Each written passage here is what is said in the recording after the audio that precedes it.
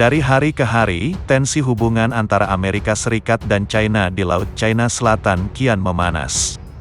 Sebagaimana ditulis Bloomberg, hal itu tak lepas dari peningkatan frekuensi kehadiran militer AS dan China di kawasan itu yang semakin intens.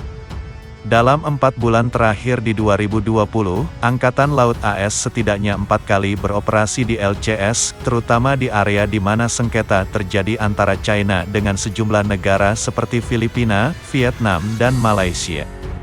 Citra satelit juga menangkap gambar pesawat milik Angkatan Udara Tentara Pembebasan Rakyat China mendarat di salah satu pulau buatan negeri tirai bambu di LCS. China pun dikabarkan membuat pangkalan militer di kawasan tersebut. Pernyataan Presiden China Xi Jinping di Kongres Rakyat Nasional di Beijing yang meminta militer mempersiapkan diri pada peperangan awal pekan juga jadi sinyal lain. Ia meminta militer bersiap pada konfrontasi. Meski konflik bersenjata antara AS China sangat kecil secara perhitungan, kami melihat aset militer mereka beroperasi secara teratur dan tinggi di wilayah maritim yang sama, kata Colin Koh Sui. Interaksi dari aset-aset kedua pihak yang bersaing ini bisa menciptakan peluang sengaja atau tidak sengaja yang berpotensi membakar dan meningkatkan eskalasi. Sebelumnya, PLA dan US Navy terlibat ketegangan di Laut China Selatan. China, dikutip dari Global Times, mengusir kapal AS yang memasuki Kepulauan Paracel.